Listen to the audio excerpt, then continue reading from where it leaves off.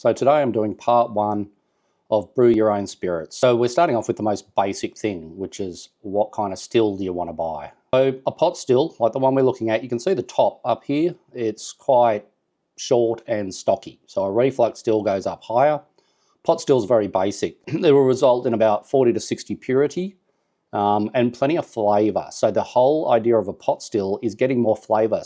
So some people want to keep that flavour. So if you were really good at making spirits and brewing, that kind of thing, a pot still is probably better because you can play around with it a little bit more. You can add more flavour. So that's a reflux still. You can see the taller top piece here. A reflux still, it just strips the guts out of everything.